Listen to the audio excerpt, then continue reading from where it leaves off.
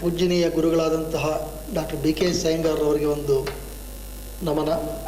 ನಂತರ ಪರಮ ಪೂಜ್ಯ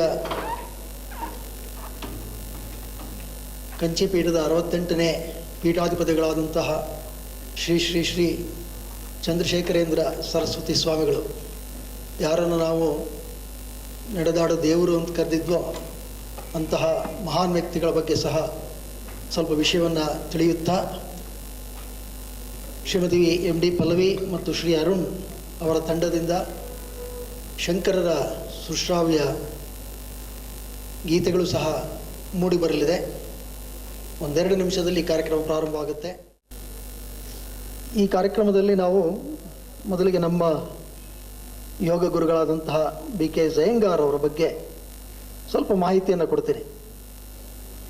ನಂತರ ಅವರಿಗೆ ಗುರುನಮನವನ್ನು ಶ್ರೀಮತಿ MD ಪಲ್ಲವಿ ಅರುಣ್ ಕುಮಾರ್ ತಂಡದವರು ತಮ್ಮ ಗಾಯನದ ಮೂಲಕ ಸಲ್ಲಿಸಲಿದ್ದಾರೆ. BK ಸಯ್ಯಂಗಾರ್ ಅವರು ನಮ್ಮ ಕನ್ನಡ ನಾಡಿನ ಅನರ್ಘ್ಯ ರತ್ನ. ಕೋಲಾರ ಜಿಲ್ಲೆಯ ನರಸಾಪುರ ತಾಲೂಕಿನ ಬೆಳ್ಳೂರಿನಲ್ಲಿ ಅವರ ಜನನ. ಆಗ 1918 ಡಿಸೆಂಬರ್ 14 ಅವರು ಹುಟ್ಟಿದ್ದು. ವಿಶ್ವ ಯುದ್ಧದ ಕರಿಛಾಯೆ ಇತ್ತು, ಬಡತನ ತುಂಬಿತ್ತು. ಬರೀ ಸಂಸಾರದಲ್ಲಿ ಅಷ್ಟೇ ಅಲ್ಲ, ರಾಷ್ಟ್ರದಲ್ಲೂ ಭಾಳ ಕೊರತೆಗಳಿತ್ತು. ಇನ್ಫ್ಲೂಯೆನ್ಸಾ ಮಹಾಮಾರಿ ಅದು ಅನೇಕ ಜೀವಗಳನ್ನು ನುಂಗಿತ್ತು. ಈ ತಾಯಿ ಮತ್ತು ಮಗನನ್ನು ಅದು ಬಿಡಲಿಲ್ಲ. ಹುಟ್ಟಿದಾಗಲೇ ಈ ಮಗುಗೆ ಸಾಕಷ್ಟು ತೊಂದರೆಗಳಿತ್ತು. ಶ್ವಾಸಕೋಶದ ತೊಂದರೆ ಇತ್ತು, ತಲೆ ದಪ್ಪಕ್ಕಿತ್ತಂತೆ, ದೇಹ ಸಣ್ಣಕ್ಕಿತ್ತಂತೆ. ಆ ಮನೆಯಲ್ಲೋ ಏನು ಸಾವು ಏನು ಹೊಸದು ಏನಾಗಿರಲಿಲ್ಲ. ಈ ಮಗು ಉಳಿತದೆ ಅಂತಕ್ಕಂಥ ಭರವಸೆನೇ ಇರಲಿಲ್ಲ. ದೈವ ನಿಯಮನ ಬೇರೆ ಇತ್ತು. ಮಗು ಉಳಿತು. ತಂದೆ ಅಲ್ಲಿ ಶಾಲಾ ಮಾಸ್ಟರ್ ಆಗಿದ್ದರು. ನಂತರ ಬೆಂಗಳೂರಿಗೆ ಬಂದರು. ಬೆಂಗಳೂರಲ್ಲಿ ಒಂದು ಕಿರಾಣಿ ಅಂಗಡಿಯಲ್ಲಿ ಗುಮಾಸ್ತಿಕೆಯನ್ನು ಹಿಡ್ಕೊಂಡ್ರು. ಮಕ್ಕಳನ್ನ ಸಾಕಿದ್ರು.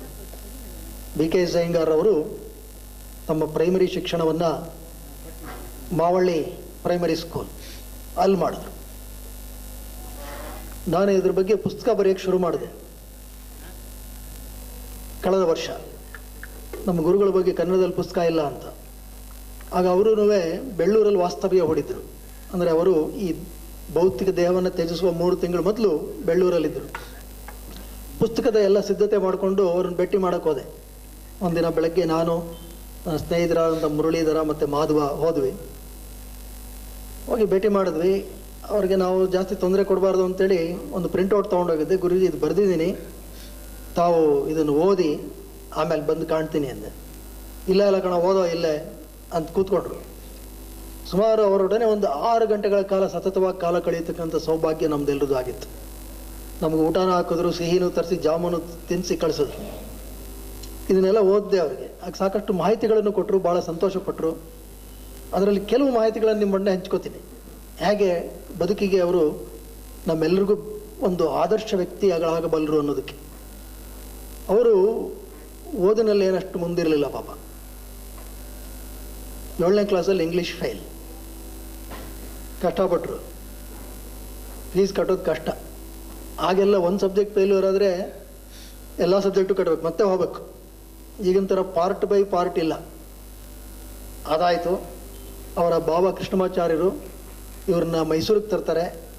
ಮೈಸೂರಿನ ಮಹಾರಾಜ ಪ್ರೌಢಶಾಲೆಯಲ್ಲಿ ಸೇರ್ಕೋತಾರೆ. ಅಲ್ಲೂ ವಿಪರೀತ ಕೆಲಸ. ಬೆಳಗ್ಗೆ 4 ಗಂಟೆಯಿಂದ ರಾತ್ರಿ ತನಕ ಕೆಲಸ, ಮಧ್ಯದಲ್ಲಿ ಶಾಲೆ. 9ನೇ ಕ್ಲಾಸ್ ತನಕ ಬಂದರು.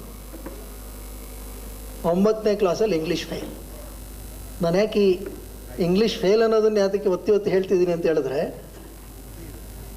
ಅವರು ಇಷ್ಟೆಲ್ಲ ಇಂಗ್ಲೀಷ್ನಲ್ಲಿ ಫೇಲ್ ಆದ್ರೂ ಜೀವನವನ್ನು ಆಮೇಲೆ ಗಮನಿಸಿ ವಿಶ್ವದಾದ್ಯಂತ ಅವರು ಸುತ್ತಾಡಿದ್ದಾರೆ. ಎಲ್ಲ ಕಡೆ ಅತ್ಯಂತ ಉನ್ನತ ವೇದಿಕೆಗಳಲ್ಲಿ, ಯೂನಿವರ್ಸಿಟಿಗಳಲ್ಲಿ ಸಹ ಇಂಗ್ಲೀಷ್ನಲ್ಲಿ ಪ್ರಬುದ್ಧ ಭಾಷಣವನ್ನು ಮಾಡಿದ್ದಾರೆ. ಅವರ ಅನೇಕ ಕೃತಿಗಳು ಇವತ್ತು ಇಂಗ್ಲೀಷ್ನಲ್ಲಿ ನಾವು ಕಾಣ್ತಾ ಇದ್ದೀವಿ. Light on yoga, light on yoga sutra of Patanjali, light on pranayama, ಬೇರೆ ಬೇರೆ ಭಾಷೆಗಳಿಗೆಲ್ಲ ಇದು ತರ್ಜಮೆ ಆಗಿದೆ. ಅಂದರೆ ಯಾವುದೋ ಒಂದು ಘಟ್ಟದಲ್ಲಿ ನಮಗಾಗತಕ್ಕಂಥ ವಿಫಲತೆ ಅದು ಜೀವನದ ಕೊನೆ ಆಗಬೇಕಾಗಿಲ್ಲ. ಅದನ್ನು ನಮ್ಮ ಗುರುಗಳು ಸ್ಪಷ್ಟವಾಗಿ ತೋರಿಸಿದ್ದಾರೆ. ಮತ್ತು ಅವರ ಆರೋಗ್ಯ ಸಹ ಹುಟ್ಟಿದಾಗ ಏನು ಚೆನ್ನಾಗಿರಲಿಲ್ಲ. ತಲೆ ದಪ್ಪಗಿತ್ತು, ಮೈ ಸಣ್ಣಗಿತ್ತು, ಟಿ ಬಿ ಇತ್ತು, ಉಸಿರಾಟದ ಸಮಸ್ಯೆ ಇತ್ತು. ಆದರೆ ಅವರು ಯೋಗವನ್ನು ನಂಬಿದ್ರು, ಬಿಡಲಿಲ್ಲ.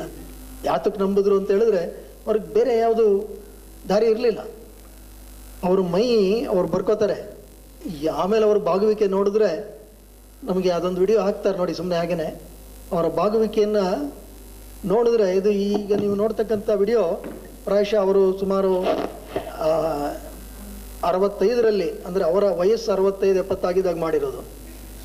ಇಷ್ಟು ಬಾಗುವಿಕೆ ಯಾಕೆ ಬಂತು? ಮೊದಲು ಭಾಳ ಪೆಡಸಾಗಿತ್ತು. It was very stiff. He says it is just I stuck to yoga. ಹಾಗೆ ಯೋಗಕ್ಕೆ ತಮ್ಮ ಜೀವನವನ್ನು ಮೀಸಲಾಗಿಟ್ಟು ತನ್ಮೂಲಕ ಉತ್ತಮವಾದಂಥ ಆರೋಗ್ಯವನ್ನು ಪಡ್ಕೊಂಡು 96ರ ವಯಸ್ಸಿನ ತನಕ ಬಹಳ ಉತ್ತಮವಾದಂಥ ಬದುಕನ್ನು ನಡೆಸಿದ್ರು.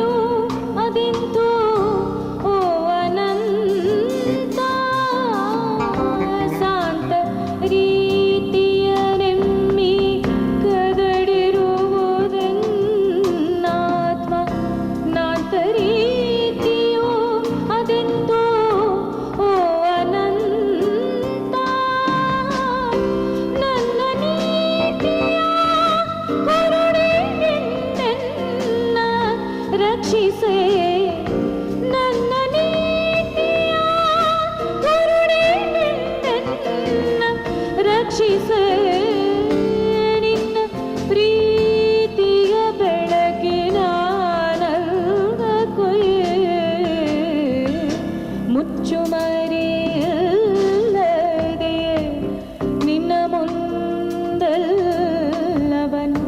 ಬೆಚ್ಚಿಡುವೆಯೋ ಗುರುವೆ ಅಂತರಾತ್ಮ ಪಾಪವಿರೇ ಪುಣ್ಯವಿರೇ ನರಕವಿರೇ ನಾಕವಿರೇ ಪಾಪವಿರೇ ಪುಣ್ಯವಿರೇ ನರಕವಿರೇ ನಾಕವಿರೇ ಸ್ವೀಕರಿಸುವ ಗುರುವೇ ಅಂತರಾತ್ಮ ಮುಚ್ಚುಮರೆಯಲ್ಲದೆ ನಿನ್ನ ಮುಂದೆಲ್ಲವನ್ ಬೆಚ್ಚಿಡುವೆಯೋ ಗುರುವೇ ಅಂತರಾತ್ಮ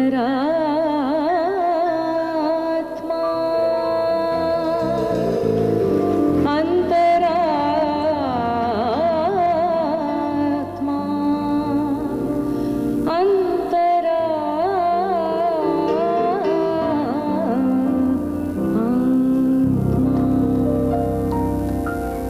ಇವರೇ ಶ್ರೀಮತಿ ಎಂ ಬಿ ಪಲ್ಲವಿಯ ಮತ್ತು ಶ್ರೀ ಅರುಣ್ ಅವರು ಗಮನಿಸಿದ್ದಾರೆ. ಮತ್ತೆ ನಾವು ಕಾರ್ಯಕ್ರಮದಲ್ಲಿ ನಮ್ಮ ಎಲ್ಲ ಕಾರ್ಯಕ್ರಮಗಳಿಗೆ ಬೆನ್ನೆಲುಬಾಗಿ ನಿಂತು ನಮ್ಮ ಯುವಕರಿಗೆ ಅನೇಕ ರೀತಿಯಲ್ಲಿ ಸಹಾಯವನ್ನು ಮಾಡ್ತಾ ಇದ್ದಾರೆ.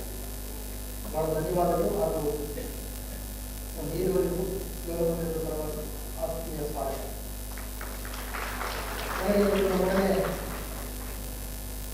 Keith Peters bass ಗಿಟಾರಲ್ಲಿದ್ದಾರೆ.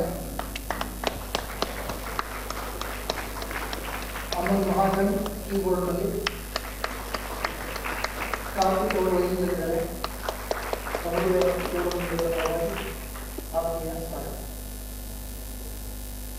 ನಾವು ಈಗ ಮತ್ತೊಬ್ಬ ಮಹಾನ್ ವ್ಯಕ್ತಿತ್ವದ ಬಗ್ಗೆ ಸ್ವಲ್ಪ ಹೇಳಿಕೊಡೋಣ. 1900 ಆರಂಭದಲ್ಲಿ ನನಗೆ ತಿಳಿಸಿದ ಅನೇಕ ವ್ಯಕ್ತಿಗಳು ನಮ್ಮ ಮನಸ್ಸಿನ ಮೇಲೆ ಗಾಢವಾದ ಪರಿಣಾಮ ಬೀರಿದರು. ಅದರಲ್ಲಿ ಮೇ 20, 1894ರಲ್ಲಿ ಸುಬ್ರಹ್ಮಣ್ಯ ಶಾಸ್ತ್ರಿ ಮತ್ತು ಮಹಾಲಕ್ಷ್ಮಮ್ಮ ಅವರಿಗೆ ಜನಿಸಿದ ಸ್ವಾಮಿನಾಥನ್. ಇವರು ಕನ್ನಡಿಗರು, ಭಾರತ ವಯಸ್ಸಿನ ಕರ್ನಾಟಕದವರು, ಮನೆ ಕನ್ನಡ. ಇಳಿಪುರಮಲ್ಲಿ ಇವರ ಜನನ. ತಂದೆ ಶಾಲಾ ಮಾಸ್ತರಾಗಿದ್ದರು. ಹುಟ್ಟದಾಗಿಂದಾನೆ ಇವರಿಗೆ ಗ್ರಹಿಕೆ ಭಾಳ ಚೆನ್ನಾಗಿತ್ತು, ಜ್ಞಾನ ಶಕ್ತಿ ಭಾಳ ಚೆನ್ನಾಗಿ ಮಾತಾಡೋರು. ಅದಕ್ಕೆ ಮನೆಯಲ್ಲಿ ಅವ್ರನ್ನ ಗಿಣಿ ಗಿಣಿ ಎಂದು ಕರೀತಾರೆ. ಕನ್ನಡದಲ್ಲಿ ಚೆನ್ನಾಗಿ ಮಾತಾಡೋರು ನಾವು ಗಿಣಿ ಎಂದು ಕರೆಯೋದು ನಮ್ಮಲ್ಲಿ ಅಭ್ಯಾಸ ಉಂಟು. ಮನೆಯಲ್ಲಿ ಅಪ್ಪ ಅಮ್ಮ ಎಲ್ಲ ಬಂಧುಗಳೆಲ್ಲ ಅವ್ರನ್ನ ಗಿಣಿ ಗಿಣಿ ಎಂದು.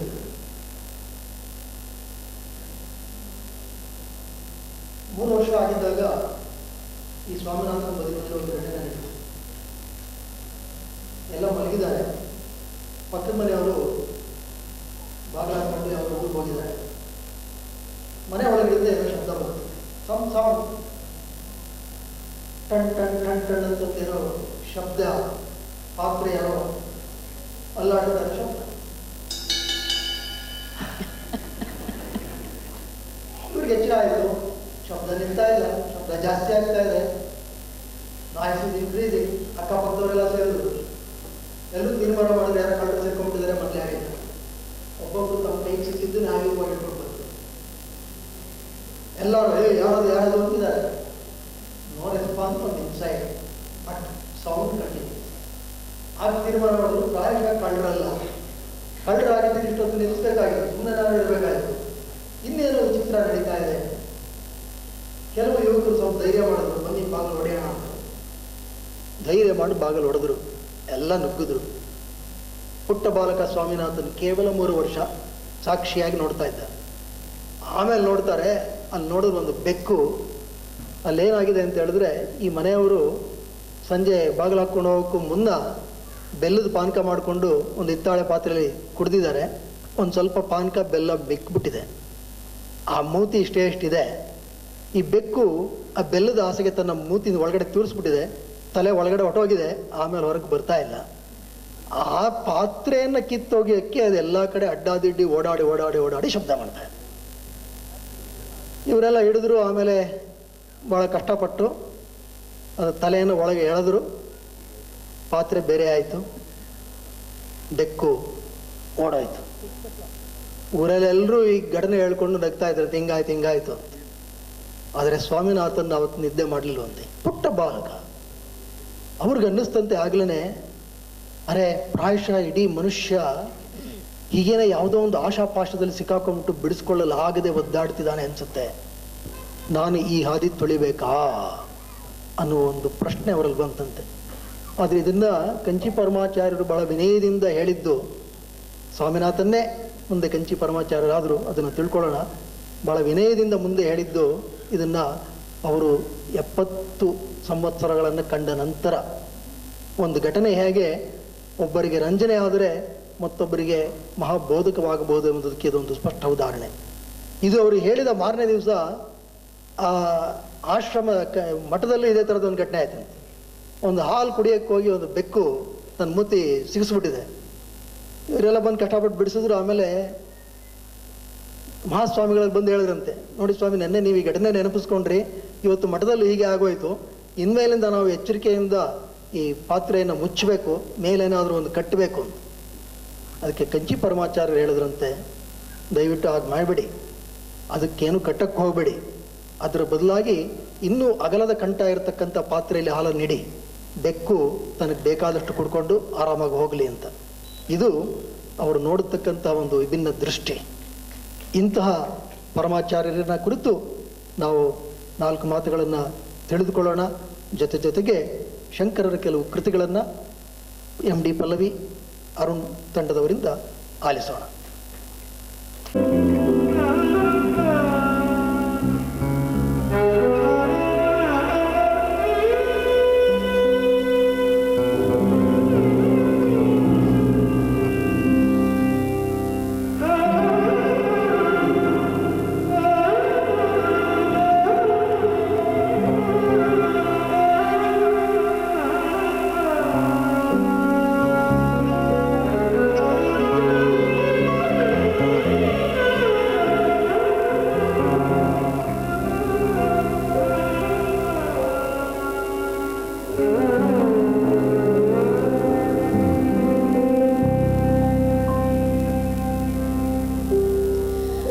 अजं निर्विकल्पं निराकारमेकम्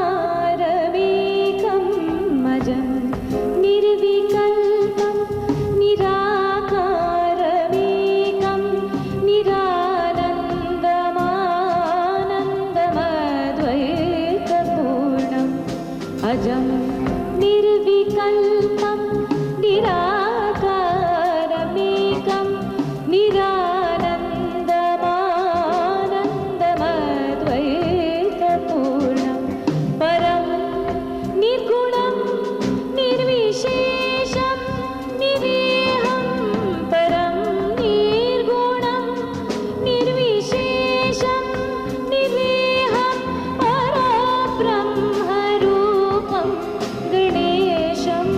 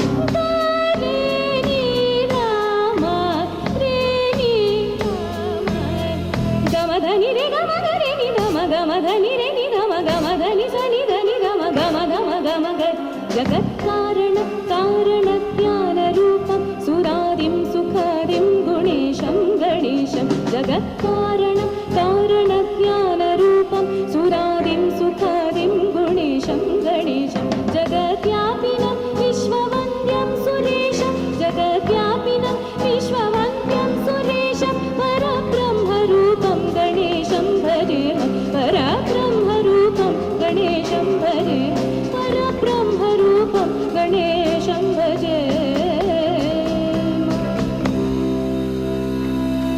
ಗಣೇಶಂ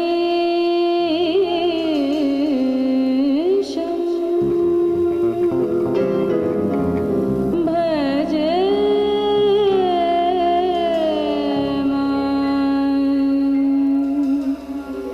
ಭಜೆ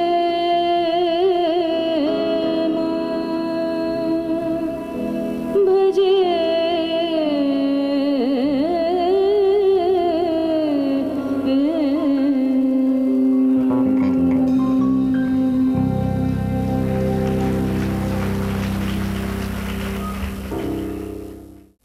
ಕಾಂಚಿ ಮಠದ ಬಗ್ಗೆ ತಮಗೆಲ್ರಿಗೂ ತಿಳಿದೇ ಇದೆ.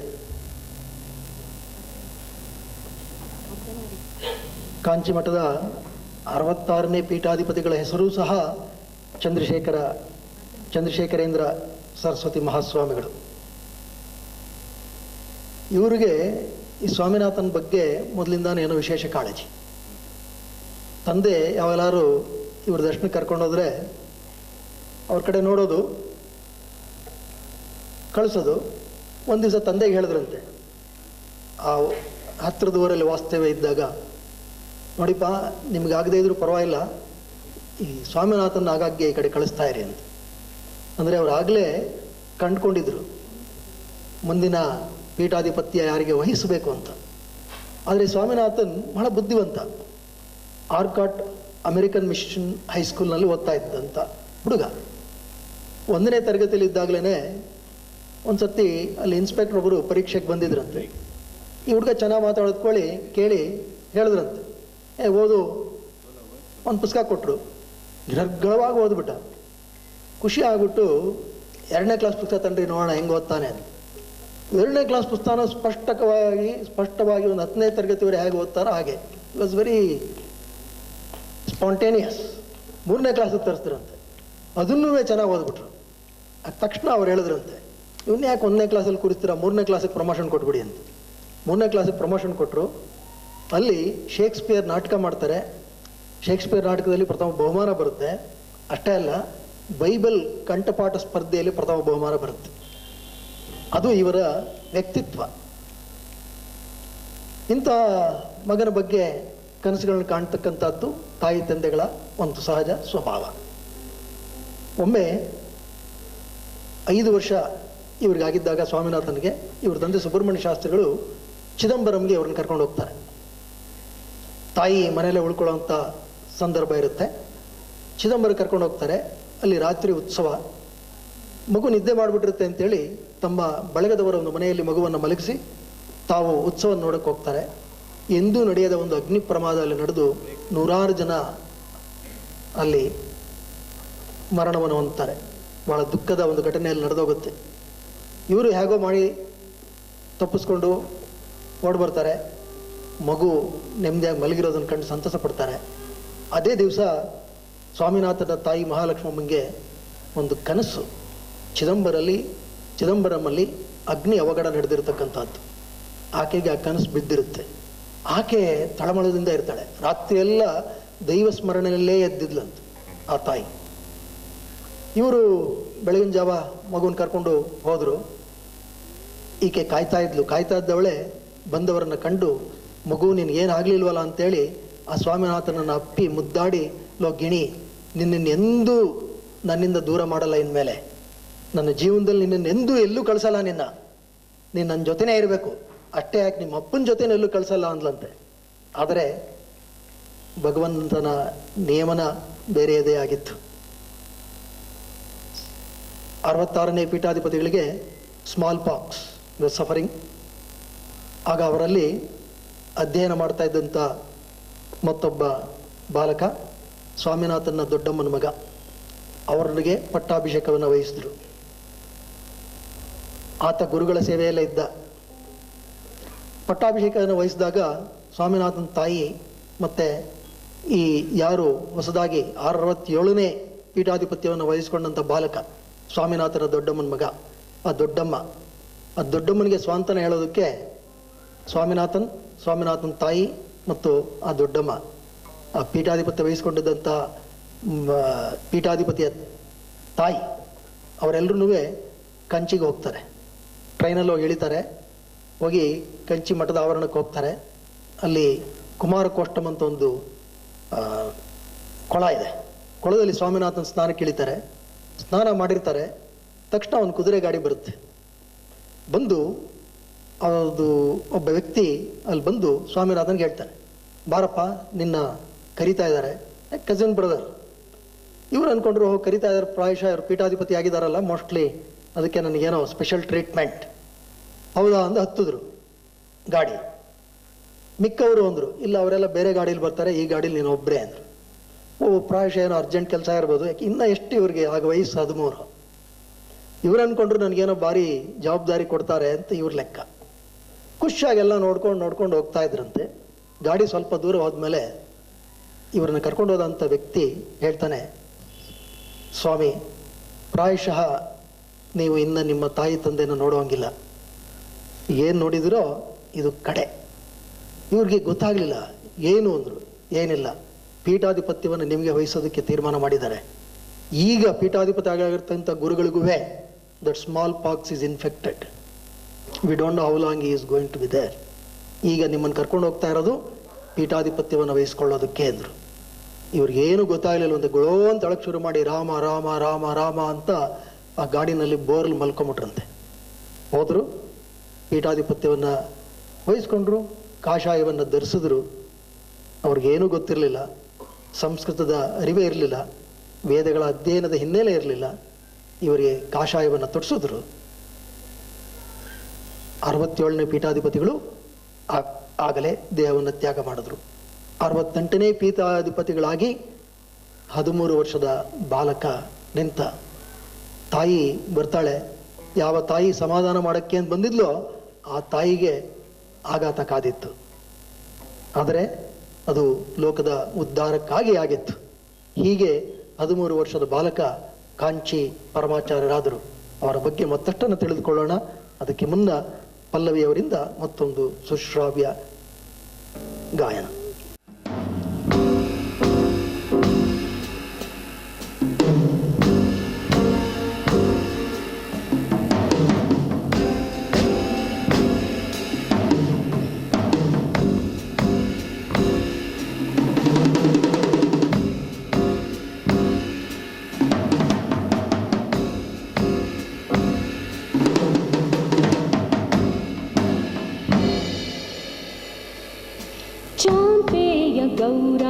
शरीरकायै कर्पूर गौरार्ध शरीरकाय चापेय गौरार्ध शरीरकायै कर्पूर गौरार्ध शरीरकाय धम्मिल्लकायै जटाधराय धम्मिल्लकायै जटाधराय नमः शिवायै च नमः शिवाय नमः शिवाय च नमः शिवाय।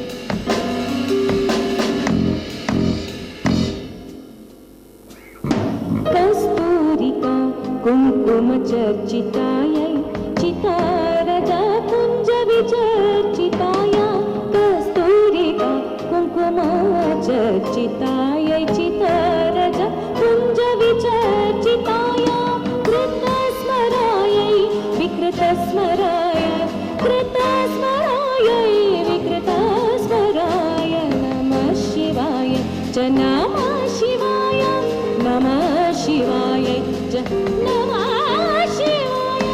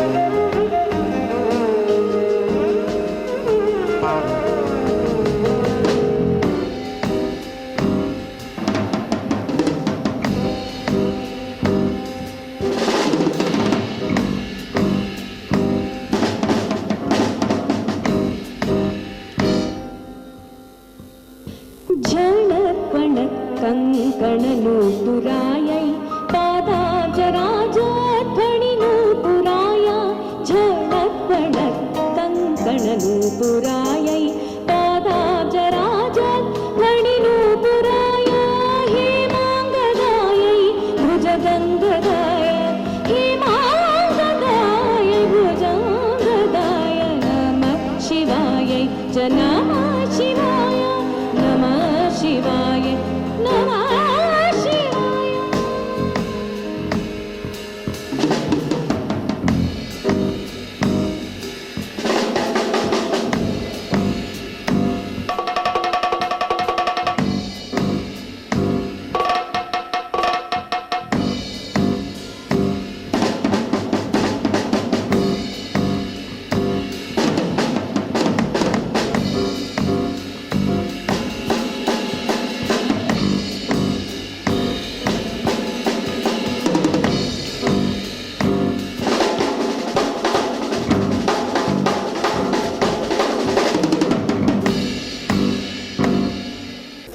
ನಿನ್ನನ್ನು ಎಂದೆಂದೂ ಬಿಟ್ಟಿರಲ್ಲ ಅಂದ ತಾಯಿಗೆ ಸ್ವಾಮಿನಾಥ ಕಂಚಿ ಪರಮಾಚಾರ್ಯರಾಗಿ ದೂರನೇ ಉಳಿದ್ರು.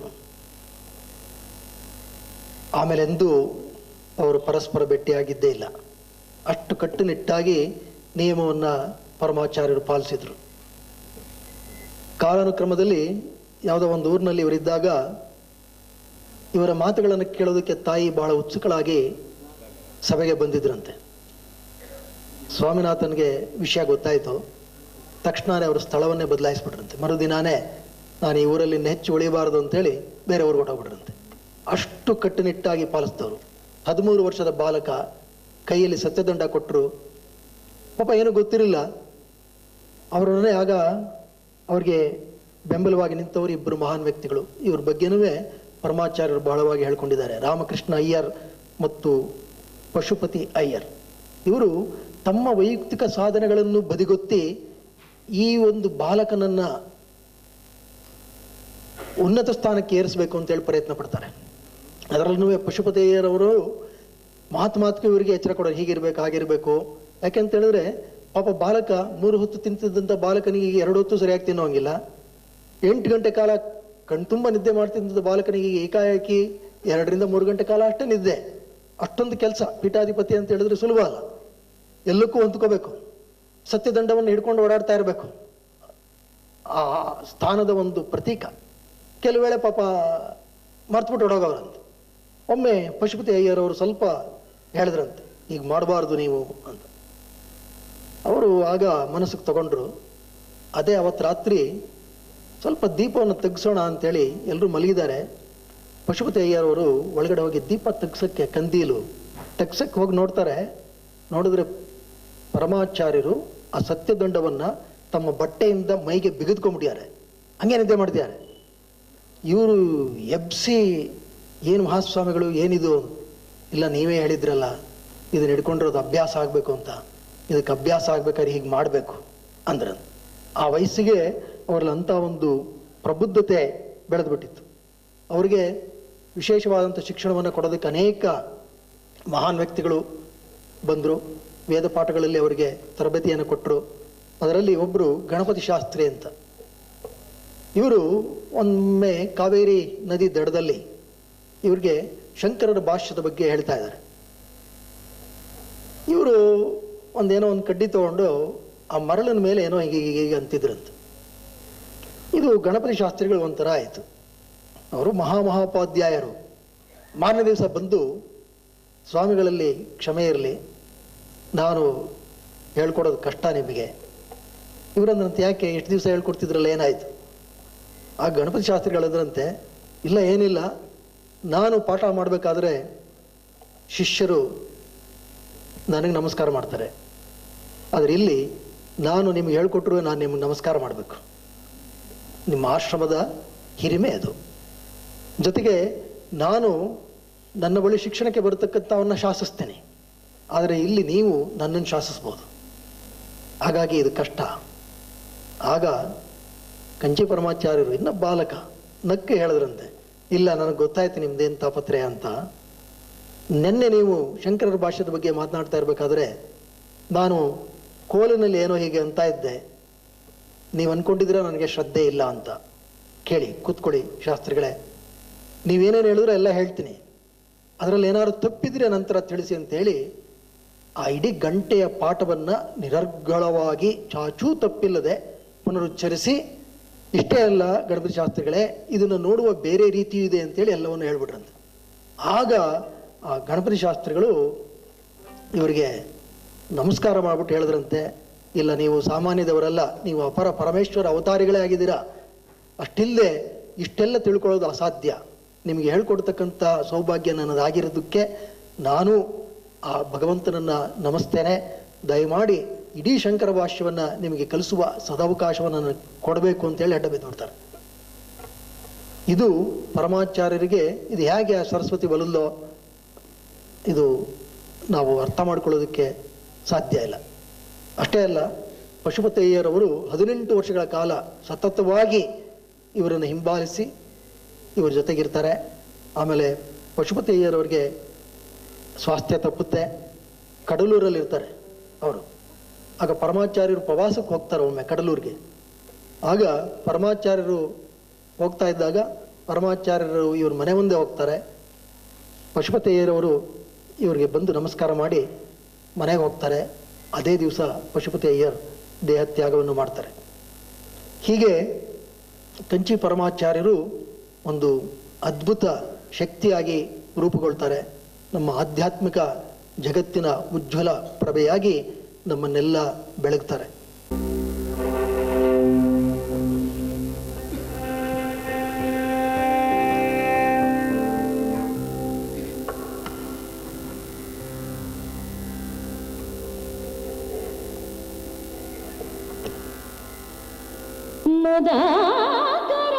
ಮೋದಕಂ ಸದಾ ವಿಮುಕ್ತಿ ಸಾಧಕಂ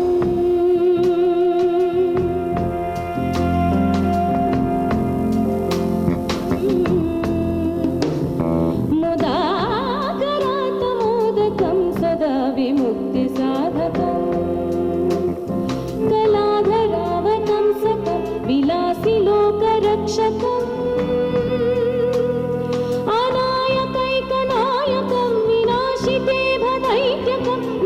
ಶುಭಾಶುನಾಶಕಂ ನಮಾಮಿ ತಂ ವಿನಾಯಕಂ ನತೇತರಾತಿ ಭೀಕರಂ ನವೋದಿತಾರ್ಕಭಾಸ್ವರಂ ನ ಮತ್ಸುರಾರಿ ನಿಚ್ಚರಂ ನ ತಾತಿಕಾಪದುದ್ಧರಂ ಸುರೇಶ್ವರಂ ನಿಧೀಶ್ವರಂ ಗಣೇಶ್ವರಂ ಗಜೇಶ್ವರಂ ಮಹೇಶ್ವರಂ ತಮಾಶ್ರಯೇ ಪರಾತ್ಪರಂ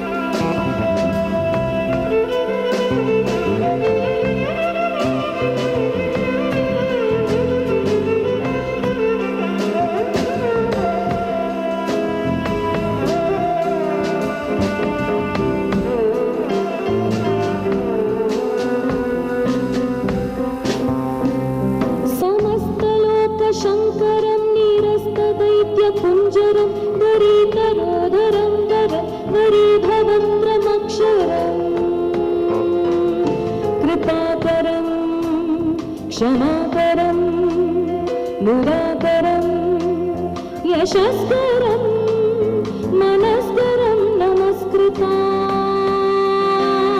नमस्करोमि भास्वरम् अकिञ्चनातिमार्जनं चिरन्तनोक्ति भोजनं पुरारि पूर्ववन्दनं सुरारिगैवचर्वणम् प्रपञ्चनाशभीषणं धनञ्जयादिभूषणं कपोलदानवारणं भजे पुराणवारणम्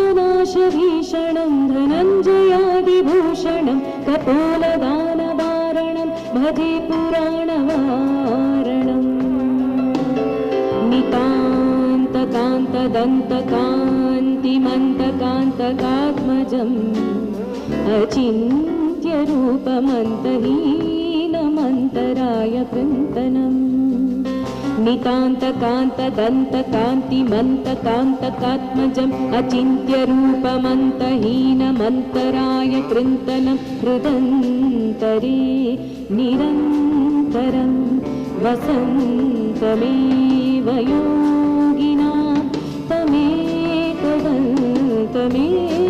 तं विचिन्तयामि सन्ततम् हृदन्तरे निरन्तरं वसन्तमेव योगिनं तमेकदन्तमेव तं विचिन्तयामि सन्ततम्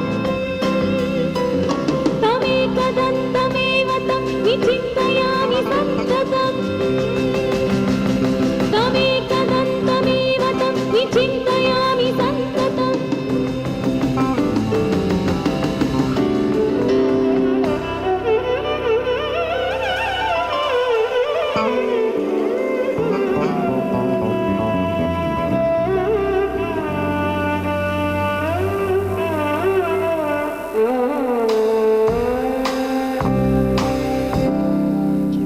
ಪರಮಾಚಾರ್ಯರ ಜೀವನ ಬಹಳ ಅದ್ಭುತವಾಗಿರ್ತಕ್ಕಂಥದ್ದು. ಅವರು 1919ರಲ್ಲಿ ವಿಜಯ ಯಾತ್ರೆಯನ್ನು ಕೈಗೊಳ್ತಾರೆ. ವಿಜಯ ಯಾತ್ರೆ ಅಂದರೆ ಹೇಗೆ? ಏನು ಬೆನ್ಸ್ ಕಾರ್ ಇರುತ್ತಾ, ಮರ್ಸಿಡೀಸ್ ಕಾರ್ ಇರುತ್ತಾ? ಇಲ್ಲ, ಪಾದಯಾತ್ರೆ, ನಡೆದು ಹೋಗುವುದು ಅಷ್ಟೇ. ಅದಕ್ಕೇನು ಬೇರೆ ಯಾವುದೇ ಒಂದು ವಾಹನ ಸೌಕರ್ಯ ಇಲ್ಲ. ಈ travels by foot for 21 long years. ಕಂಚಿಯನ್ನು ಬಿಟ್ಟು ಅಂದರೆ ಕುಂಭಕೋಣಂ, ಆವಾಗ ಕುಂಭಕೋಣಮಿಂದ ಹೊರಡ್ತಾರೆ. 21 ವರ್ಷ ಇಡೀ ನಮ್ಮ ದೇಶದ ಉದ್ದಗಲವನ್ನು ಸುತ್ತಾರೆ. ಮತ್ತು ಅವರು ಇಳ್ಕೊಳ್ತಾ ಇದ್ದಂಥ ಪ್ರದೇಶಗಳು ಯಾವುದು? ಯಾವುದೇ ಒಂದು ದೊಡ್ಡ ಆಧುನೀಕೃತ ವಸತಿ ಗೃಹಗಳಾಗಲಿ ಯಾವುದೂ ಅಲ್ಲ. ನಡ್ಕೊಂಡು ಹೋಗ್ತಾ ಇರ್ತಾರೆ. ಅಲ್ಲಿ ಯಾವುದೋ ಒಂದು ನದಿ ಸಿಗುತ್ತೆ, ನದಿ ಪಕ್ಕ ಯಾವುದೋ ಒಂದು ಪಾಳ ಗುಡಿ ಇದ್ದರೆ ಅಲ್ಲೇ ವಾಸ್ತವ್ಯ. ಅಲ್ಲೇ ಅವರ ಪೂಜೆ ಅನುಷ್ಠಾನ ಎಲ್ಲ. ಮತ್ತೆ ಅಲ್ಲೂ ಹೋಗ್ತಾರೆ. ಅವ್ರ ಮನೆ ಒಳಗಡೆ ಹೋದವರಲ್ಲ ಯಾವತ್ತೂ. ದನದ ಕೊಟ್ಟಿಗೆ ಇದ್ದರೆ ದನದ ಕೊಟ್ಟಿಗೆಯಲ್ಲೇ ವಾಸ. ಸಂಡೂರ್ MY ಗೋರ್ಪಡೆ ಒಮ್ಮೆ ಕಂಚಿ ಪರಮಾಚಾರ್ಯನ ಬರಮಾಡಿಕೊಂಡಿದ್ರು. ಅವರು ಹಂಪಿ ಕಡೆ ಎಲ್ಲ ಬಂದಾಗ. ಗೋರ್ಪಡೆಯವರದು ರಾಜವಂಶ, ಆದರೆ ಇವರು ಅವ್ರ ಮನೆ ಒಳಗಡೆ ಹೋಗಲೇ ಇಲ್ಲ. ಮನೆ ಹಿಂದ್ಗಡೆ ಇದ್ದಂತಹ ದನದ ಕೊಟ್ಟಿಗೆಯಲ್ಲಿ ಉಳ್ಕೊಂಡ್ರು. ಒಂದಿಷ್ಟು ಆಡಂಬರವನ್ನು ಬಯಸದಂತಹ ನಿಷ್ಕಪಟ ಸನ್ಯಾಸಿ. ಹಾಗೆ ಅವರು ಇಡೀ ರಾಷ್ಟ್ರವನ್ನು ತಮ್ಮ ಪಾದಗಳಿಂದಾನೇ ಸಂಚರಿಸಿದ್ರು. ರಾಮೇಶ್ವರಕ್ಕೆ ಹೋಗ್ತಾರೆ, ನಡ್ಕೊಂಡು ಹೋಗಬೇಕು, ಅಲ್ಲಿ ರಸ್ತೆ ಇಲ್ಲ ನಡೆಯೋಕ್ಕೂ. ರಾಮೇಶ್ವರವನ್ನು ಕೂಡಿಸ್ತಕ್ಕಂಥದ್ದು ಒಂದು ಬ್ರಿಡ್ಜ್, ರೈಲ್ವೆ ಬ್ರಿಡ್ಜ್, ಭಾಳ ಎತ್ತರದಲ್ಲಿ ಸಮುದ್ರದ ಮೇಲೆ ಕಟ್ಟಿರ್ತಕ್ಕಂಥದ್ದು. ಇವ್ರು ಹೇಳ್ತಾರೆ, ನಾನು ಯಾವ ವಾಹನ ಹತ್ತೋದಕ್ಕೆ ಸಾಧ್ಯವೇ ಇಲ್ಲ, ನಾನು ನಡ್ಕೊಂಡೇ ಹೋಗ್ತೀನಿ ಅಂತಾರೆ. ಇವ್ರದ್ದು ಭಾಳ ಏನು ಒಂದು ಪರ್ಸನಾಲಿಟಿ ಅಥವಾ ವ್ಯಕ್ತಿಯನ್ನು ನೋಡಿದ್ರೆ ಭಾಳ ಚಿಕ್ಕ ಆಕಾರ, ಏನೇ ಭಾಳ ಎಲ್ಲರೂ ಅಪೇಕ್ಷಿಸ್ತಕ್ಕಂತಹ ವೆಲ್ ಬಿಲ್ಟ್ ಅಥವಾ ಎತ್ತರ ಯಾವುದೂ ಇಲ್ಲ. ಅವರಲ್ಲಿದ್ದಂಥ ಏಕೈಕ ಶಕ್ತಿ ಅಂತ ಹೇಳಿದ್ರೆ ಆಧ್ಯಾತ್ಮಿಕ ಶಕ್ತಿ. ಅದೆಷ್ಟು ಪ್ರಬಲವಾಗಿತ್ತು ಅಂತ ಹೇಳಿದ್ರೆ, British government cancelled all the trains till Paramacharya crossed the bridge. ಅಷ್ಟು ಅವರ ಪ್ರಭಾವಲಯ ಇತ್ತು. ಬ್ರಿಟಿಷ್ ಸರ್ಕಾರ ಅವರು ರೈಲ್ವೆ ಬ್ರಿಡ್ಜನ್ನು ಕ್ರಾಸ್ ಮಾಡೋ ತನಕ ಯಾವುದು ಟ್ರೈನು ಹೋಗಬಾರ್ದು ಅಂತೇಳಿ ಅವರನ್ಗೆ ಗೌರವವನ್ನು ಸೂಚಿಸುತ್ತೆ. ಅಷ್ಟೇ ಅಲ್ಲ, ಅವರು 21 ವರ್ಷಗಳ ಪಾದಯಾತ್ರೆ ನಂತರ ಅವರ ಕೊನೆ ಪಾದಯಾತ್ರೆ 15 ಏಪ್ರಿಲ್ 78ರಿಂದ 13 ಏಪ್ರಿಲ್ 84 ತನಕ ನಡೆಯುತ್ತೆ. ಅವರು ಆಗಾಗಲೇ 90ರಲ್ಲಿರ್ತಾರೆ ವಯಸ್ಸು. ಅವರು 86ರಲ್ಲಿದ್ದಾಗ, ಅವರ ವಯಸ್ಸು 86 ಆಗಿದ್ದಾಗ ಮಹಾರಾಷ್ಟ್ರ ಕಡೆ ಹೋಗ್ತಾರೆ. ಸಜ್ಜನ್ಗಢ್ ಹಿಲ್ ಅಂತ, ಅದು ಸಮರ್ಥ ರಾಮದಾಸರ ಆರಾಧ್ಯ ದೈವ ಇರತಕ್ಕಂಥ ಜಾಗ. ಅದನ್ನು ಹತ್ತಿ ಇಳಿತಾರೆ ಆ ವಯಸ್ಸಿನಲ್ಲೂ. ಆಮೇಲೆ ಅವರು 90ರಲ್ಲಿ ಕಂಚಿ ಕಡೆ ನಡ್ಕೊಂಡು ಬಂದಾಗ ಮುಖ್ಯ ರಸ್ತೆಯಲ್ಲಿ ವಾಹನ ಚಾಲಕರೆಲ್ಲ, ಇನ್ಕ್ಲೂಡಿಂಗ್ ಲಾರಿ ಡ್ರೈವರ್ಸ್, ತಮ್ಮ ವಾಹನಗಳನ್ನೆಲ್ಲ ನಿಲ್ಲಿಸ್ಬಿಟ್ಟು ದಾರಿಯಲ್ಲಿ ಅಡ್ಡ ಬಿದ್ದುಬಿಟ್ರಂತೆ, ಮಹಾಸ್ವಾಮಿಗಳು ಹೋಗ್ತಿದ್ದಾರೆ ಅಂತ. ಅಂಥ ಒಂದು ಅದ್ಭುತ ವ್ಯಕ್ತಿತ್ವ ಕಂಚಿ ಪರಮಾಚಾರ್ಯರದು. ಅವರ ಬಗ್ಗೆ ಮತ್ತಷ್ಟನ್ನು ತಿಳಿದುಕೊಳ್ಳೋಣ.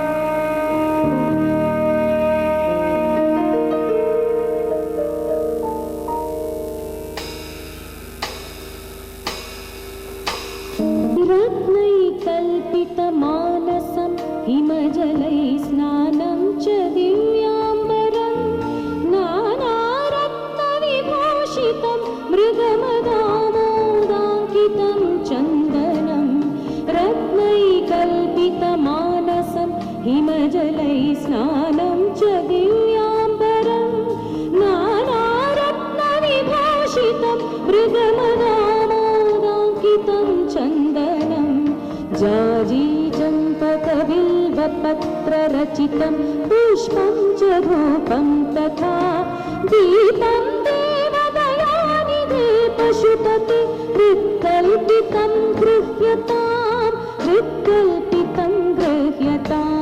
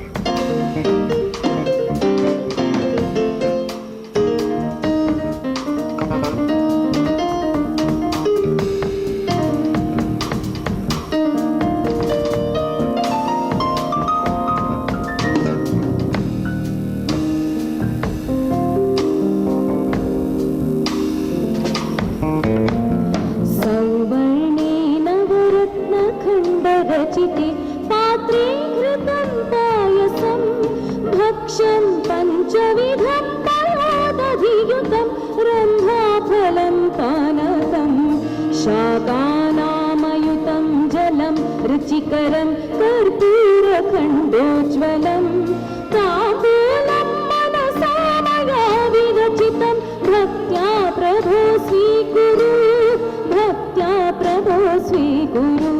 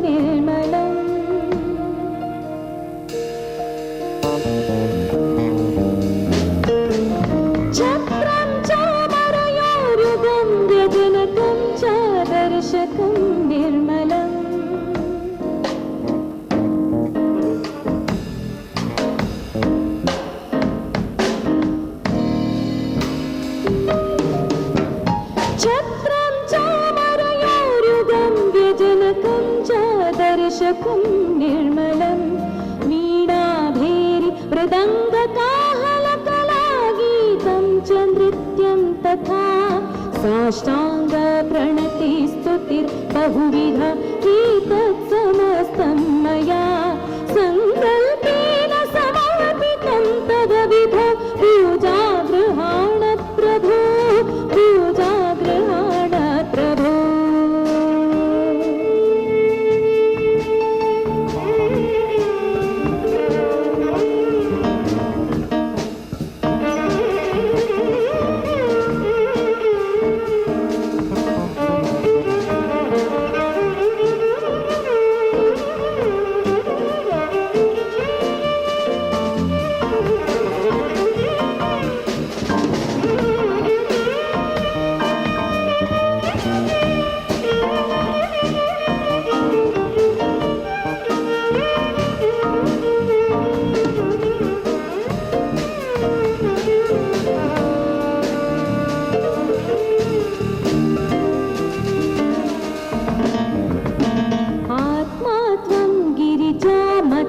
सहचरा प्राणा शरीरं गृहं पूजा ते विषयोपभोगरचना निद्रा समाधि स्थितिः सञ्चार पदयो प्रदक्षिणविधिः स्तोत्राणि सर्वाङ्गिरो यद्यत् कर्म करोमि तत्तदखिलं शम्भो तवाराधनं शम्भो तवाराधनम्।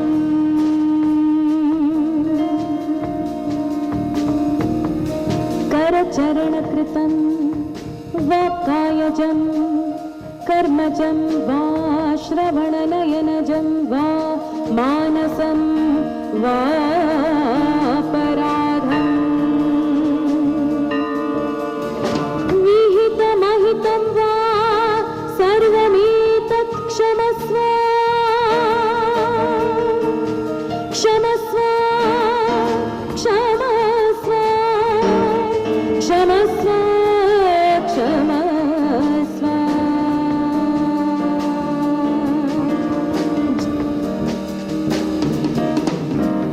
जय जय करुणाब्धि श्री महादेव शक्रा जय जय करुणाब्धि श्री महादेव शक्रा जय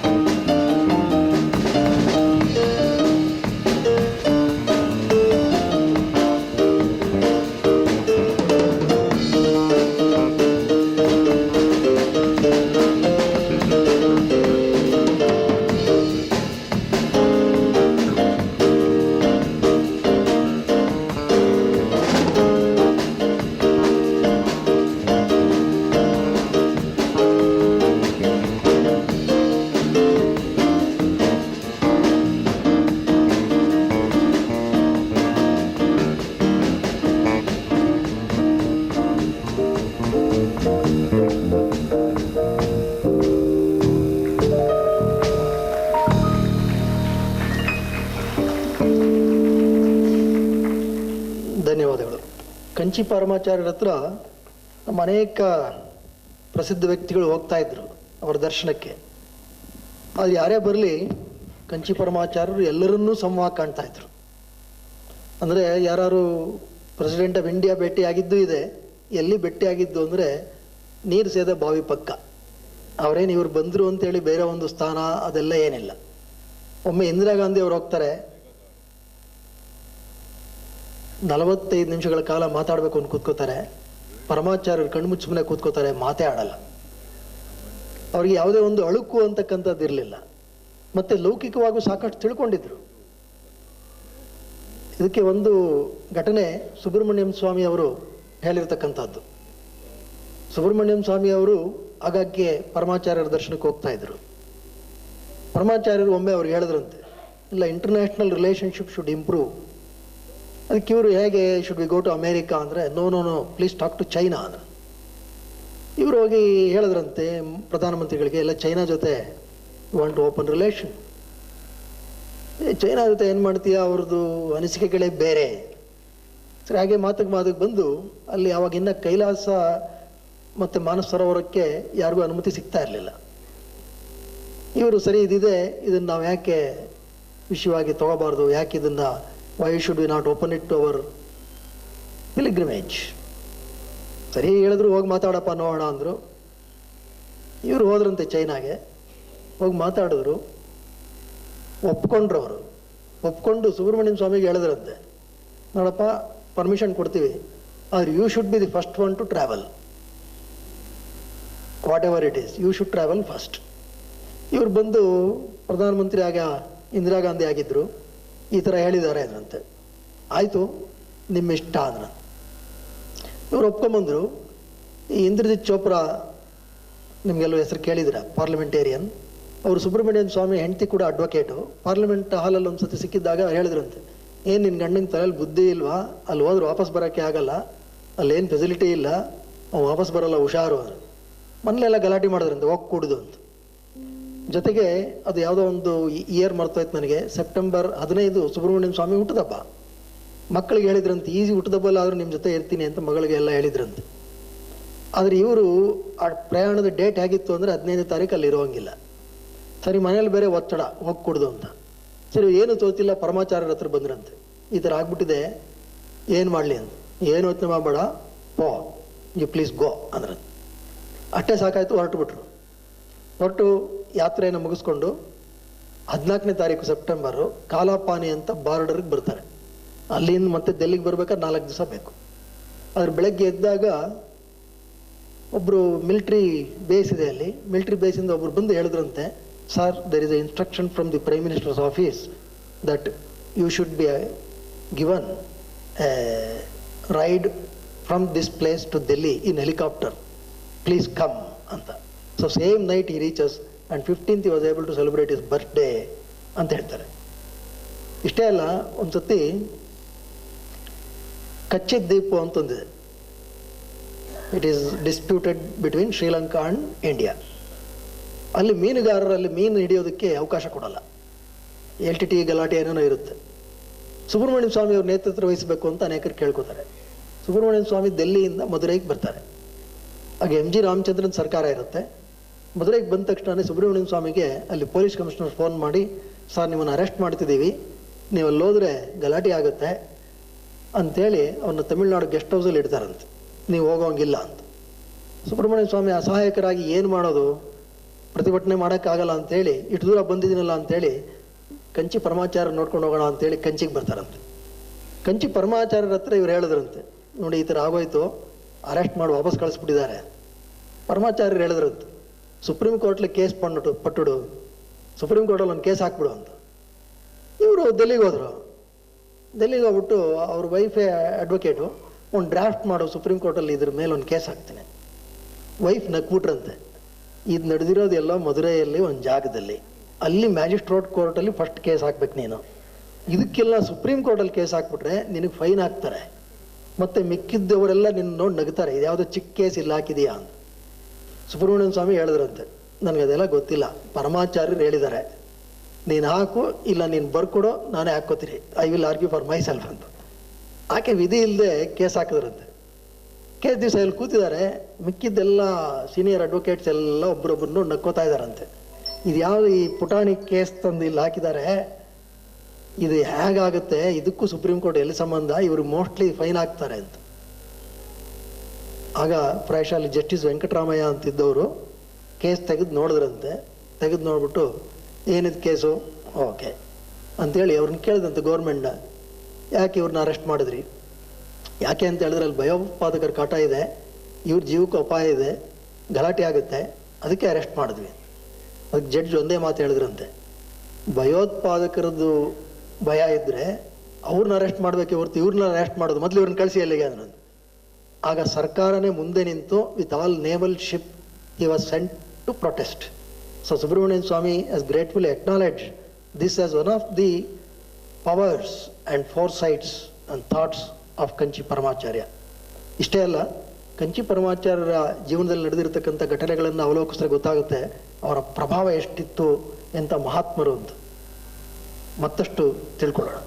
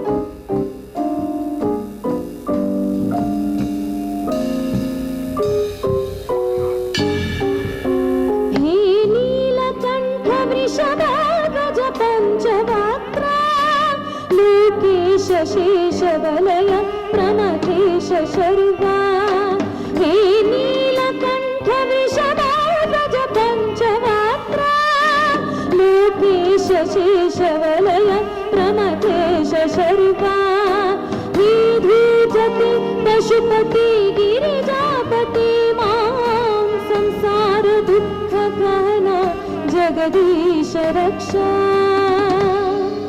संसार दुःख गहना जगदीश रक्षा।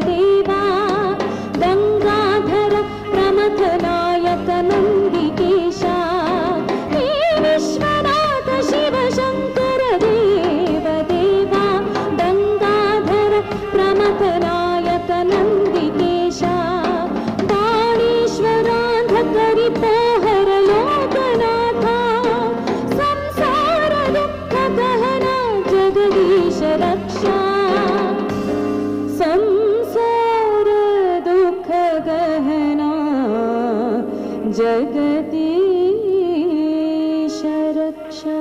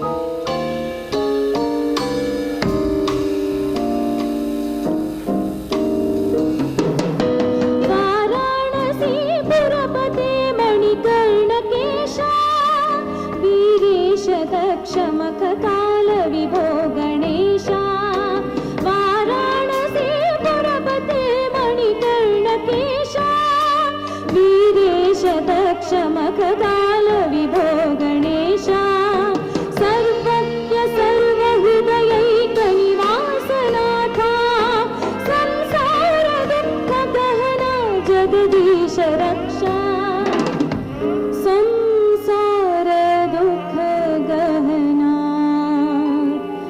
जगदीश रक्षा।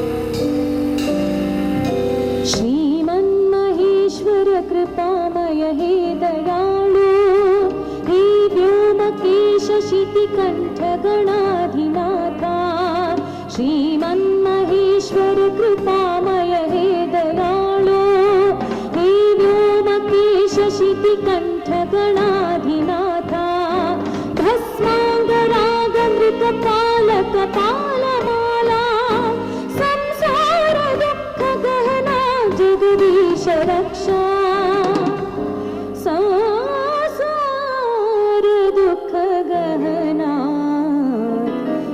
जगदीश रक्षा.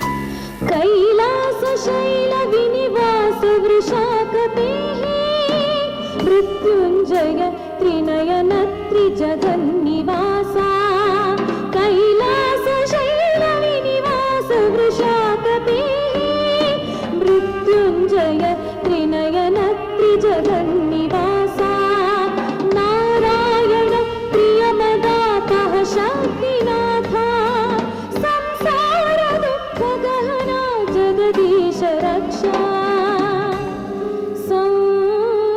संसार दुःखगहना जगदीश रक्षा.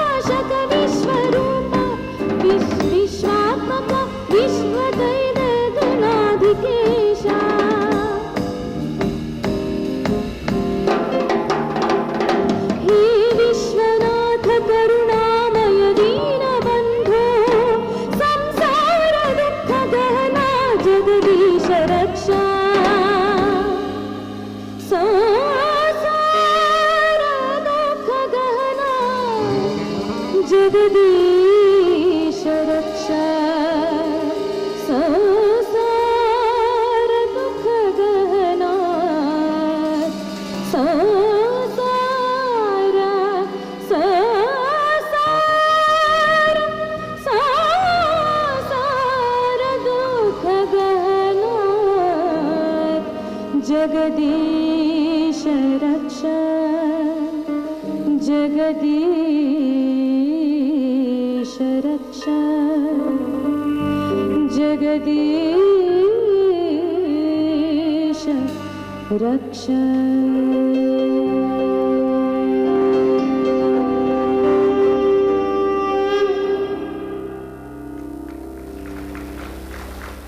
ಈ ಪರಮಾಚಾರ್ಯರು ಬಹಳ ಸೂಕ್ಷ್ಮಗ್ರಾಹಿಗಳು.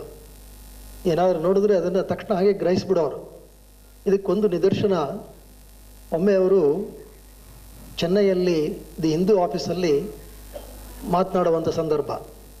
ಅಣ್ಣಾ ಸಲೈ ರಸ್ತೆಯಲ್ಲಿ ನಡ್ಕೊಂಡು ಹೋಗ್ತಾಯಿದ್ರು. ಆದಾಗ ತಾನೇ ಅಲ್ಲಿ ಅಂದಿಗೆನೇ ಟಾಲೆಸ್ಟ್ ಬಿಲ್ಡಿಂಗ್ ಅಂತ ಖ್ಯಾತಿ ಪಡೆದಂಥ LIC ಬಿಲ್ಡಿಂಗ್ ಉದ್ಘಾಟನೆ ಆಗಿತ್ತು. ಆ ಬಿಲ್ಡಿಂಗ್ ಮುಂದೆ ನಡ್ಕೊಂಡು ಹೋಗ್ತಿದ್ರು. ಅವ್ರ ಹಿಂದೆ ಅನೇಕ ಪತ್ರಕರ್ತರು, ಪ್ರಭಾವಿ ವ್ಯಕ್ತಿಗಳೆಲ್ಲ ಇದ್ದರು. ಕಂಚಿ ಪರಮಾಚಾರ್ಯ ಬಿಲ್ಡಿಂಗ್ ಬಂದ ತಕ್ಷಣ ನಿಂತ್ಕೊಂಡು ಹಿಂಗೆ ನೋಡ್ಬಿಟ್ಟು ಎಷ್ಟು ಮಾಡಿ ಇದೆ ಅಂದರು. ಒಬ್ಬರು 14 ಅಂದರು, ಒಬ್ರು 15 ಅಂದರು, ಒಬ್ರು 16 ಅಂದರು. ಅವರೇನು ಮಾಡಿಬಿಟ್ರು, ಹೌದಾ ಸರಿಯಾಗಿ ಲೆಕ್ಕ ಮಾಡ್ಬಿಟ್ಟು ಬನ್ನಿ ಅಂದ್ಬಿಟ್ಟು ನಡ್ಕೊಂಡು ಹೋಗೋಕೆ ಶುರು ಮಾಡಿಬಿಟ್ರು. ಮುಂದೆ ಮುಂದೆ ಹೋಗ್ತಾ ಇದ್ರು. ಆಮೇಲೆ ಎಲ್ಲ ಒಬ್ರು ಬಂದು ಹೇಳಿದ್ರು, ಕರೆಕ್ಟಾಗಿ ಲೆಕ್ಕ ಹಾಕಿದ್ದೀವಿ, 14 ಮಾಡಿ ಇದೆ ಅಂದರು. ಅಲ್ಲೇ ಪಕ್ಕದಲ್ಲಿ ಆನಂದ ವಿಕಟನ್ ಪತ್ರಿಕೆಯ ಗೋಪುಲು ಅವರು ಈ ಒಂದು ಕಾರ್ಟೂನ್ ಚಿತ್ರ ಬರ್ತಿದ್ರು ಈ ಬಿಲ್ಡಿಂಗ್ ಉದ್ಘಾಟನೆ ಆದಾಗ ಆನಂದ ವಿಕಟನಲ್ಲಿ. ಆ ಗೋಪುಲನ್ನು ಕರೆದುಬಿಟ್ಟು ಎಷ್ಟು ಮಾಡಿ ಇದೆಯಪ್ಪ ಅಂದರು. ಪರಮಾಚಾರ್ಯ 14 ಮಾಡಿ ಇದೆ ಅಂದರು. ಮತ್ತೇನೆಯ ನಿಂದು ಇವತ್ತು ಕಾರ್ಟೂನ್ ನೋಡು 17 ಲೈನ್ ಎಳೆದಿದೆಯಾ ಅಂತ. ಅಷ್ಟು ಸೂಕ್ಷ್ಮವಾಗಿ ಅವರ ಗ್ರಹಿಕೆ ಇತ್ತು. ಮತ್ತು ಪರಮಾಚಾರ್ಯರು ಮತ್ತು ಡಿ ವಿ ಗುಂಡಪ್ಪನವರ ನಡುವೆ ಅವಿನಾಭಾವ ಸಂಬಂಧ. ಒಬ್ಬರನ್ನ ನೋಡೇ ಇರಲಿಲ್ಲ, ಕೊನೆಗೂ ನೋಡಲಿಲ್ಲ ದೈಹಿಕವಾಗಿ. ಆದರೂ ಪರಸ್ಪರರಲ್ಲಿ ಬಹಳ ಒಂದು ಅಭಿಮಾನ ಇತ್ತು. ಪರಮಾಚಾರ್ಯರಿಗೆ DVG ಅವರಲ್ಲಿ ಗೌರವ, DVG ಅವರಿಗೆ ಪರಮಾಚಾರ್ಯರಲ್ಲಿ ಭಕ್ತಿ. ಎಷ್ಟು ಮಟ್ಟಿಗಿತ್ತು ಅಂತ ಹೇಳಿದ್ರೆ, ಕಂಚಿ ಪರಮಾಚಾರ್ಯರು ವಿಜಯೇಂದ್ರ ಸರಸ್ವತಿ ಸ್ವಾಮಿಗಳೊಂದಿಗೆ ಒಂದು ಜಪಮಾಲೆಯನ್ನು ಇದು ಡಿ ವಿ ಗುಂಡಪ್ಪನವ್ರಿಗೆ ಕೊಡಬೇಕು, ನೀವೇ ವೈಯಕ್ತಿಕವಾಗಿ ಕೊಡಬೇಕು ಅಂತ ಕೊಟ್ಟು ಕಳಿಸಿದ್ರು. ಚಂದ್ರಮೌಳಿಗಳಲ್ಲೆಲ್ಲ ಇರಬೇಕು ಗೊತ್ತಿಲ್ಲ, ಅವ್ರ ಮನೆಯಲ್ಲಿ ಇವತ್ತಿಗೂ ಆ ಜಪಮಾಲೆ ಇದೆ. ಅದರ ಕಂಚಿ ಕಿರಿಯ ಸ್ವಾಮಿಗಳು, ಆವತ್ತಿನ ಕಿರಿಯ ಸ್ವಾಮಿಗಳು, ಇವತ್ತು ಹಿರಿಯ ಸ್ವಾಮಿಗಳು ಅವರೇ ಬಂದು DVG ಅವರಿಗೆ ಸ್ವತಃ ಕೊಟ್ಟಿದ್ರು. ಯಾರೇ ಈ ಕಡೆಯಿಂದ ಹೋದ್ರೂ ಆ ಕಮಂಡಲವನ್ನು ಇಟ್ಬಿಟ್ಟು ಕೇಳೋರಂತೆ, ಎಪ್ಪಡಿ ಇರುಕ್ಕ ಅಂದರೆ ಗುಂಡಪ್ಪ ಅಂತ ಅದಕ್ಕೆ ಸಂಕೇತ. ಅವರು DVG ಹೇಗಿದ್ದಾರೆ ಅನ್ನೋಕ್ಕೆ ಇವರು ಹೇಗಿದ್ದಾರೆ ಅಂತ ಕೇಳೋರಂತೆ. ಅದರಲ್ಲೂ MS ಸುಬ್ಬಲಕ್ಷ್ಮಿ ಮತ್ತು ಡಿ ವಿ ಗುಂಡಪ್ಪ, ಕಂಚಿ ಪರಮಾಚಾರ್ಯರು ಪರಸ್ಪರ ಬಹಳ ಒಬ್ಬರನ್ನೊಬ್ಬರು ಗೌರವದಿಂದ ಕಾಣ್ತಾ ಇದ್ದಂತಹ ತ್ರಿಮೂರ್ತಿಗಳು. MS ಸುಬ್ಬಲಕ್ಷ್ಮಿ ಅವರು ಹೋದಾಗೆಲ್ಲ ಡಿ ವಿ ಗುಂಡಪ್ಪನವ್ರ ಬಗ್ಗೆ ಏನೋ ಒಂದಷ್ಟು ಚರ್ಚೆ, ಹೇಗಿದ್ದಾರೆ ಏನು ಅಂತ. ಒಮ್ಮೆ ಕಂಚಿ ಪರಮಾಚಾರ್ಯರು ಹೇಳಿದ್ರಂತೆ ಡಿ ವಿ ಗುಂಡಪ್ಪಂಗೆ ಹೇಳಿ ಅದ್ವೈತದ ಬಗ್ಗೆ ಒಂದು ಪುಸ್ತಕ ಬರೆಯೋಕ್ಕೆ ಅಂತ. MS ಸುಬ್ಬಲಕ್ಷ್ಮಿಯವರು ಈ ಮಾಹಿತಿಯನ್ನು ತಿಳಿಸಿದ್ರು. ನಾನೇ ಪಬ್ಲಿಷ್ ಮಾಡ್ತೀನಿ ಅಂದರು. ಬಂದು ಡಿ ವಿ ಗುಂಡಪ್ಪನವ್ರಿಗೆ ಹೇಳಿದ್ರು ತಾವು ಬರೀಬೇಕು ಅಂತ. ಪರಮಾಚಾರ್ಯರ ಆದೇಶ ಆದಮೇಲೆ ನಾನು ಬರೀದೇ ಇರಲ್ಲ ಅಂತ ಬರೆದ್ರು ಅವರು. ಅವರು ಬರೆದಂಥ ಕೊನೆಯ ಪುಸ್ತಕ ಕೂಡ ಅದೇ, ಅದ್ವೈತ. ಅದನ್ನು ಎಲ್ಲ ಪ್ರಕಟಣೆಗೆ ಸಿದ್ಧ ಆಯಿತು. ಪಬ್ಲಿಷ್ ಮಾಡೋಕ್ಕೂ ಮೊದಲು MS ಸುಬ್ಬಲಕ್ಷ್ಮಿ ಮತ್ತು ಸದಾಶಿವ ಅವರು ಕಂಚಿ ಪರಮಾಚಾರ್ಯರ ಕಂಡು ನಿಮ್ಮ ಆಶೀರ್ವಾದ ಬೇಕು, ಅಕ್ಟೋಬರ್ 7ನೇ ತಾರೀಕು 1975 ಇದ್ರ ಬಿಡುಗಡೆ ಇಟ್ಕೊಂಡಿದ್ದೀವಿ, ಇಲ್ಲಿ ಚೆನ್ನೈಯಲ್ಲಿ ಗುಂಡಪ್ಪನೂ ಬರ್ತಾರೆ. ಅವಾಗಲೇ ಹುಷಾರಿರಲಿಲ್ಲ. ಅದಕ್ಕೆ ಕಂಚಿ ಪರಮಾಚಾರ್ಯರು ಒಂದು ಮಾತು ಹೇಳಿದ್ರು, ಅವ ವರಮಾಟ, ಹಿ ವಿಲ್ ನಾಟ್ ಕಮ್ ಅಂತ. ಅದಕ್ಕೆ ಇವ್ರಿಗೆ ಗೊತ್ತಾಗಲಿಲ್ಲ. ಇವರಂದರು, ಇಲ್ಲ ಡಾಕ್ಟ್ರಿಗೆಲ್ಲ ಮಾತಾಡಿದ್ದೀವಿ, ಸ್ಪೆಷಲ್ ಫ್ಲೈಟಲ್ಲಿ ಕರ್ಕೊಂಬಂದ್ಬಿಡ್ತೀವಿ, ಒಳ್ಳೆ ಪುಸ್ತಕ ಇದು. ಪರಮಾಚಾರ್ಯ ನಕ್ಬಿಟ್ರು. ಅಕ್ಟೋಬರ್ 7, 1975 ಅದೇ ದಿನ DVG ದೇಹವನ್ನು ಬಿಟ್ಟರು. ಆಗ MS ಸುಬ್ಬಲಕ್ಷ್ಮಿ ಇವ್ರ ಹತ್ರ ಹೋದ್ರಂತೆ. ಹೋದ ತಕ್ಷಣ ಕಮಂಡಲವನ್ನು ಜರುಗಿಸ್ಬಿಟ್ಟು ಹೆಂಗಂದ್ರಂತೆ, ಹೋಗಾಯ್ತು ಗುಂಡಪ್ಪ. ಹಾಗೆ ಅವರ ಸಂಬಂಧ. ಹಾಗೆ MS ಸುಬ್ಬಲಕ್ಷ್ಮಿ ಅವ್ರಿಗೂ ಕಂಚಿ ಪರಮಾಚಾರ್ಯರು ಒಂದು ದೈವ ಸ್ವರೂಪಿಗಳು. ಇದನ್ನು ಅವರೇನೆ ತಮ್ಮ UN ಸಂಗೀತ ಕಚೇರಿಯಲ್ಲಿ ಹೇಳ್ಕೊಂಡಿದ್ದಾರೆ, ನನ್ನ ದೈವ ಕಂಚಿ ಪರಮಾಚಾರ್ಯರು ಅಂತ. ಅವರು ಕಂಚಿ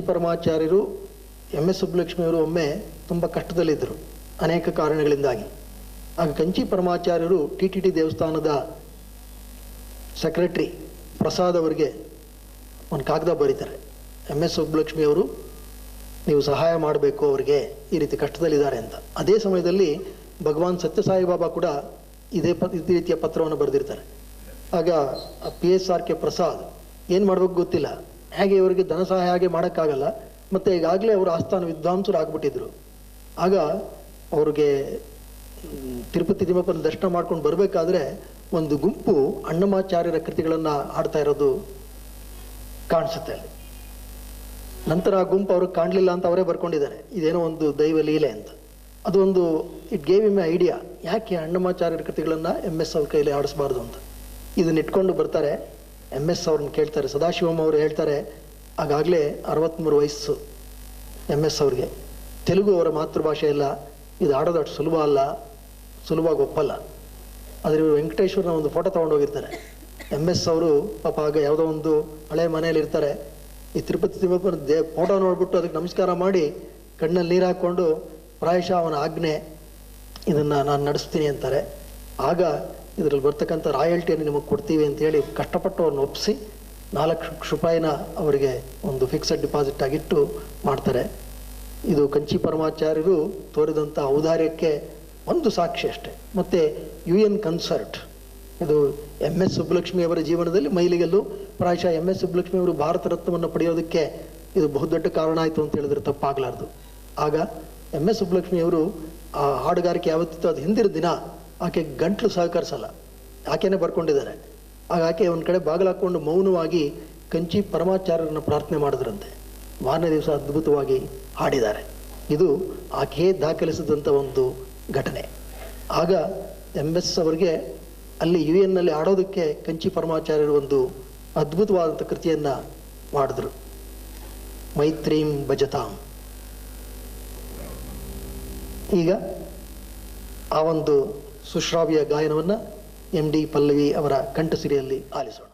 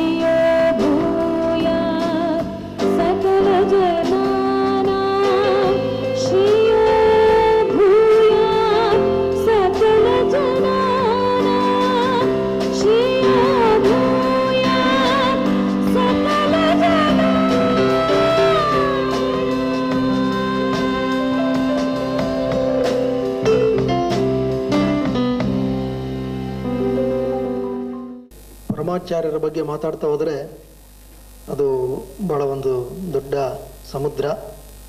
ನನ್ನ ಅಲ್ಪಮತಿಗೆ ತೋಚಿದ್ದನ್ನು ಇಲ್ಲಿ ನಾನು ಮಂಡಿಸುವ ಪ್ರಯತ್ನ ಮಾಡಿದ್ದೀನಿ. ಇಂಥ ಮಹಾನುಭಾವರ ಬಗ್ಗೆ ಮಾತನಾಡೋದಕ್ಕೆ ಇಲ್ಲಿ ಅವಕಾಶ ಆಗಿದ್ದು ನನ್ನ ಪೂರ್ವಜನ್ಮ ಸುಕೃತ ಅಂತ ಭಾವಿಸ್ತೀನಿ. ಇದು ನಮ್ಮ ಗುರು ನಮನ ಅಂತ ತಿಳ್ಕೊಳ್ಳಿ ಸರ್. ಏಕೆಂದರೆ ನಾವು ಬಹಳ ಇರ್ರೆಗ್ಯುಲರ್ ಸ್ಟೂಡೆಂಟ್ಸ್, ನಾನು ಮತ್ತು ಅರುಣ್ ಕುಮಾರ್.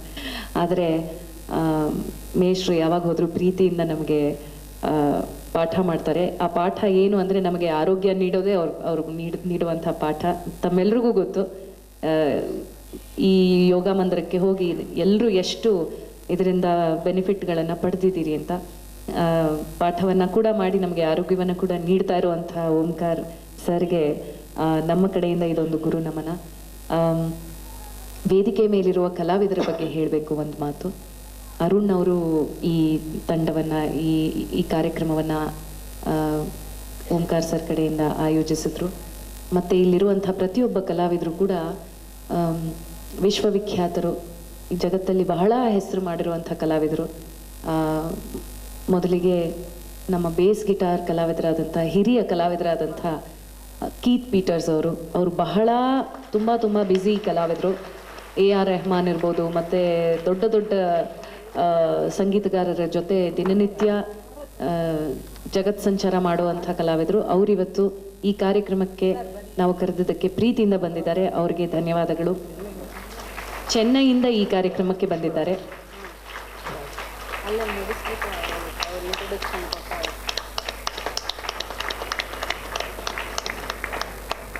ಮತ್ತೊಬ್ಬ ಬಹಳ ಅದ್ಭುತವಾದ ಕಲಾವಿದರು, ಕೀಬೋರ್ಡ್ ವಾದಕರು. ಅವರು ಬೆಂಗಳೂರನ್ನು ಮಾತ್ರ ಅಲ್ಲ, ಬಾಂಬೆ ಇರಬಹುದು, ಪಾಂಡಿಚೇರಿ ಇರ್ಬೋದು, ಚೆನ್ನೈ ಇರ್ಬೋದು, ಎಲ್ಲ ಫ್ಯೂಷನ್ ಬ್ಯಾಂಡ್ಗಳ ಜೊತೆ ಸಾಕಷ್ಟು ನುಡಿಸಿ ಬಹಳ ಬ್ಯುಸಿಯಾಗಿರುವಂಥ ಕಲಾವಿದರು. ಇವತ್ತಿನ ಕಾರ್ಯಕ್ರಮಕ್ಕೆ ನಾವು ಕರೆದಿದ್ದಕ್ಕೆ ಪ್ರೀತಿಯಿಂದ ಬಂದಿದ್ದಾರೆ. ಅಮನ್ ಮಹಾಜನ್ ಅವರಿಗೆ ತಮ್ಮ ಪರವಾಗಿ, ನಮ್ಮ ಅರುಣ್ ಮತ್ತು ನನ್ನ ಪರವಾಗಿ ಹೃತ್ಪೂರ್ವಕ ವಂದನೆಗಳನ್ನು ಸಲ್ಲಿಸ್ತಾ ಇದ್ದೀನಿ.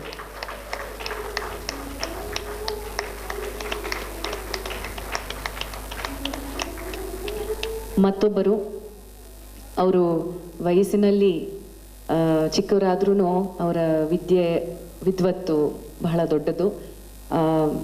ಕರ್ನಾಟಕದ ಹೆಮ್ಮೆಯ ಮೈಸೂರು ನಾಗರಾಜ್ ಮತ್ತು ಮಂಜುನಾಥ್ ಸಹೋದರರಿದ್ದಾರಲ್ಲ, ಮೈಸೂರು ನಾಗರಾಜ್ ಅವರ ಸುಪುತ್ರ ಕಾರ್ತಿಕ್ ಅವರು. ತಾವೆಲ್ಲರೂ ಕೇಳಿದ್ದೀರಿ ಇವತ್ತು ಎಷ್ಟು ಅದ್ಭುತವಾಗಿ ವಯಲಿನ್ ನುಡಿಸ್ತಾರೆ ಅಂತ. ಅವರು ಈ ಕಾರ್ಯಕ್ರಮಕ್ಕೆ ಒಂದು ಶುದ್ಧ ಕರ್ನಾಟಕ ಕಚೇರಿ ಅಲ್ಲದೆ ಇಂಥ ಕಾರ್ಯಕ್ರಮಕ್ಕೆ, ಫ್ಯೂಷನ್ ಕಾರ್ಯಕ್ರಮಕ್ಕೆ ಬಂದು ನುಡಿಸಿರೋದು ನಮ್ಮ ಪುಣ್ಯ. ಥ್ಯಾಂಕ್ ಯು ಕಾರ್ತಿಕ್ ಅವರೇ. ಶ್ರೀಮತಿ MD ಪಲ್ಲವಿ ಮತ್ತು ಅರುಣ್ ಅವರು ಮುಂದೆ ಆಸನದಲ್ಲಿ ಕೂರಬೇಕು.